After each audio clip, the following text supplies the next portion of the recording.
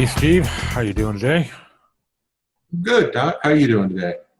Pretty good. Winding down from Christmas with family. It was a good time.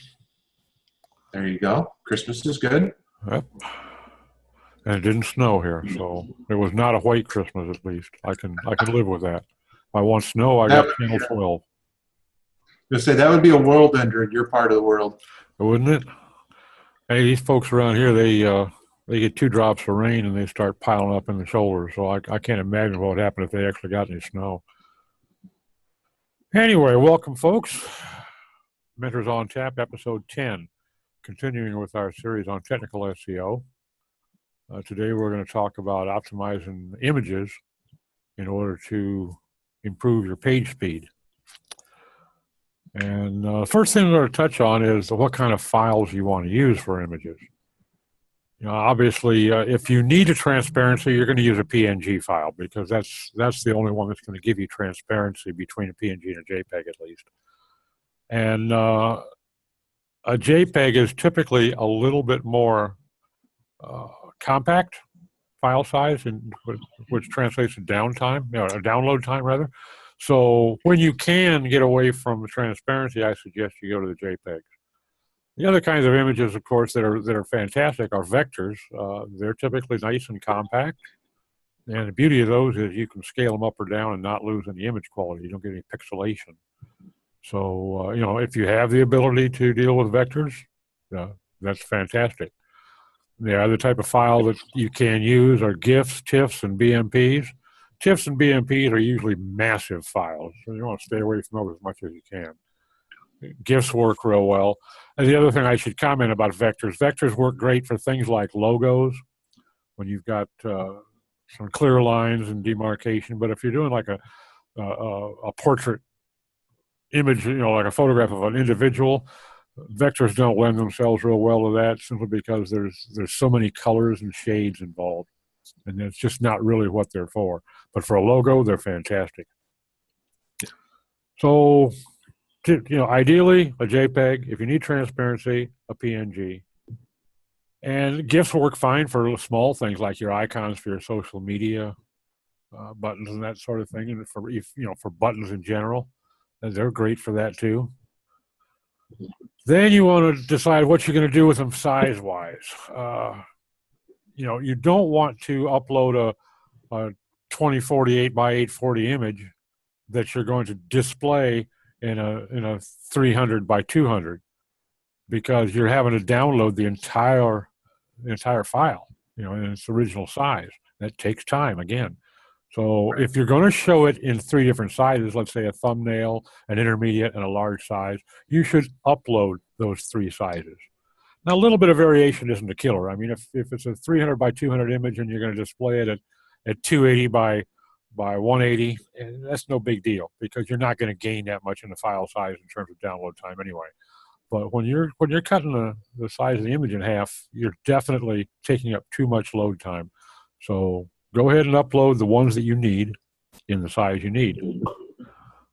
There are ways to resize those images. If you have Photoshop, that's fantastic. Unfortunately, Photoshop isn't free, and it can be a little bit pricey.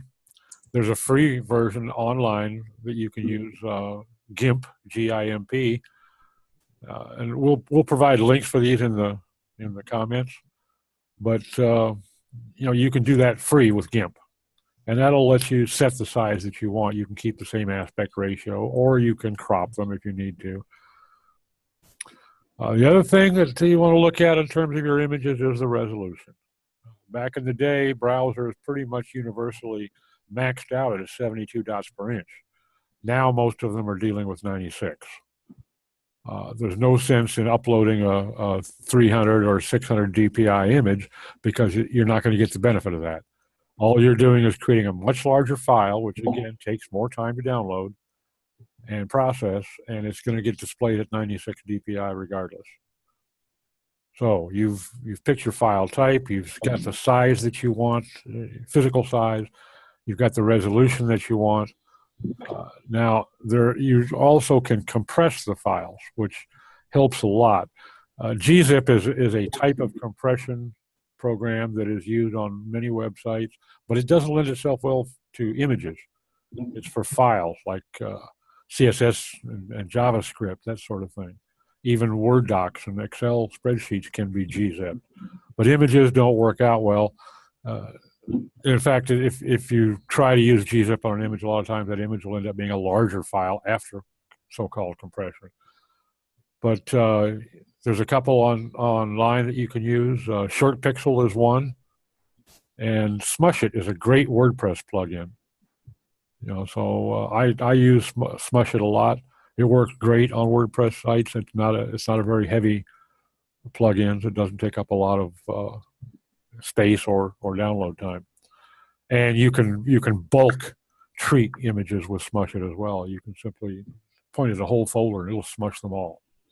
And it gives a nice level of compaction too. One other thing you can do is deferring your loading, what's called lazy loading. There's a couple different ways to do that. You can do it conditionally, which means that until somebody actually scrolls down to the point where that image is needed, it won't display.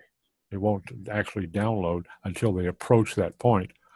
Or you can just do it asynchronously, which is basically it's going to load up everything above the fold first, and then it'll go to the async images. Okay. There's there's other ways to do it as well. Those are the two primary methods of lazy loading. But I'm going to provide some links in the comments too that will let you. There's a couple of nice threads over on SitePoint that talk about some different methods of lazy loading, and it's pretty handy stuff. Now I've banged my gums long enough. What Steve got to toss in here? Well, roll back a little bit. When we're looking at biggest bang for the buck as quickly as possible, it is almost always resolution. Especially with everybody using their phones for taking all their pictures, which is not a problem. But phones tend to shoot in 300 or 600 DPI, and if you're not going to scale that down before you upload it, you're going to be uploading, a 2.1, 2.5 meg file when it could just be 70 or 80K. Yeah. And so you're adding a significant, 5 times the load time on your page speed because of just simply the images. So those need to be addressed. Those are almost always the place where we start for speeding up a website, is we look at the images and what they've done. And this applies to when you hire web developers as well. A lot of them won't give any consideration to page speed versus how beautiful it is.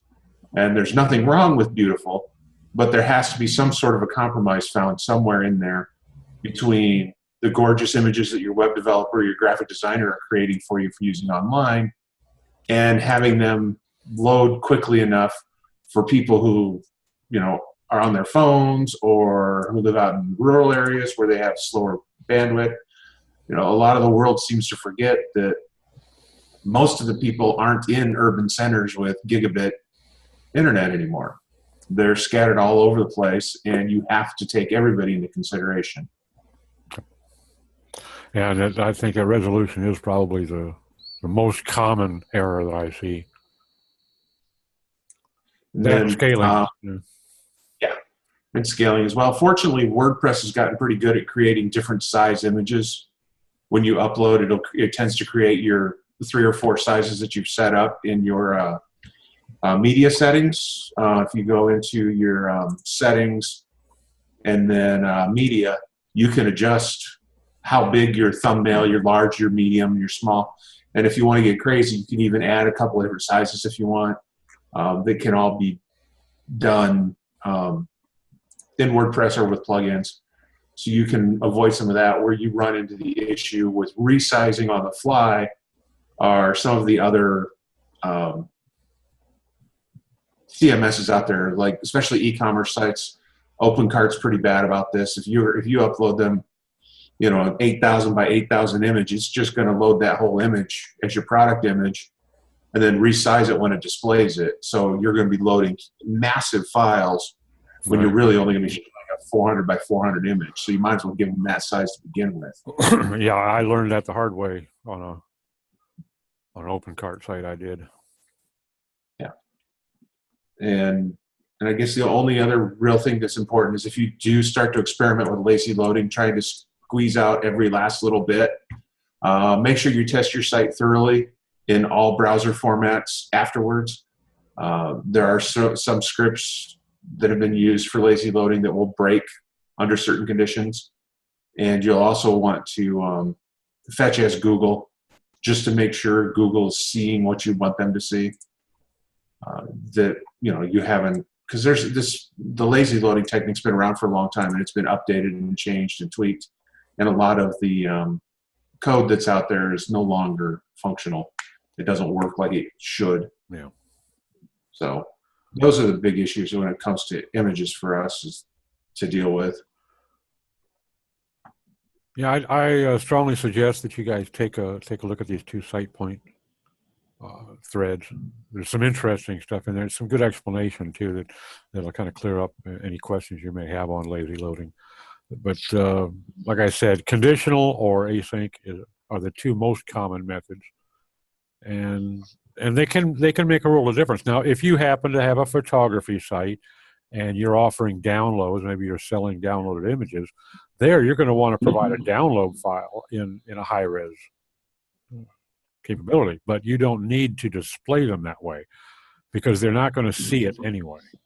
Without doing some special engineering on your site, you're not going to be able to give them the ability to zoom and appreciate that kind of detail on an image anyway. So make a download file. And the download file now, when somebody is downloading a high-resolution image, it's not going to surprise them terribly that it's going to take it a second, or several.